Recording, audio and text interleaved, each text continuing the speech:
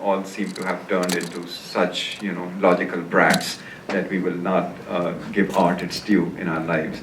And I think we need to recognize that for many, many reasons. I want to read out a little message from the organizers, the people who founded this event, who are the organizers of this entire network series of events that goes on across the globe. And here it is. So to quote, this is from Michael Rothenberg and Terry Carrion. This couple was in California, based in California initially, now they are in Florida. So this message is from them. This is our 6th year for the event. Every year we think there is something we should say to everyone about this event, some sort of pronouncement from the founders, and every year we conclude that this world community of poets is a collaboration of founders, no one message more important than the rest.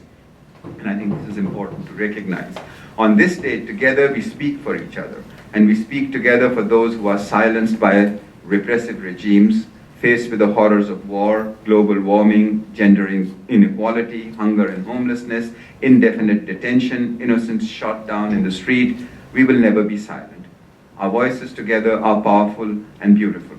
Together we will go on with this movement until the positive change we are looking for comes equally to us all. Peace and love and gratitude to all the beautiful poets and musicians and artists who give this world hope and with their generous creative passion. Peace and love to you all. Thank you for your friendship. So this is the message from Michael Rothenberg and Terry Carrion, the founders of this organization. As far as our own event is concerned, of course, it is part of this larger, if you would say, umbrella theme that we are talking, or set of themes we are talking of. But this year's event, we are dedicating very specifically to racial justice and to the Black Lives Matter movement.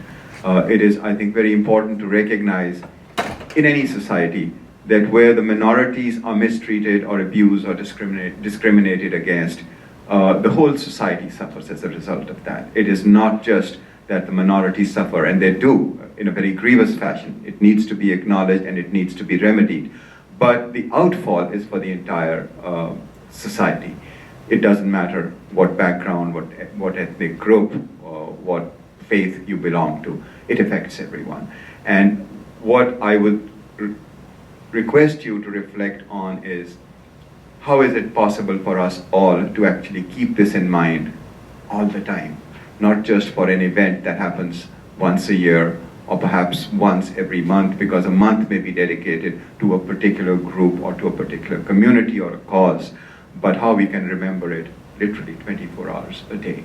Because that's the mindful living, that's the mindfulness that is required from all of us in order to be conscious and really useful members and healthy members of a society that would then itself regain its health, regain its lost vigor.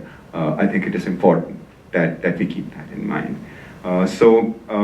You are not required to read a poem only on the theme of racial justice and Black Lives Matters movement. You may read on any subject, on any theme, that is perfectly all right. But as I said, this is the rubric, if you would, that we are operating under today.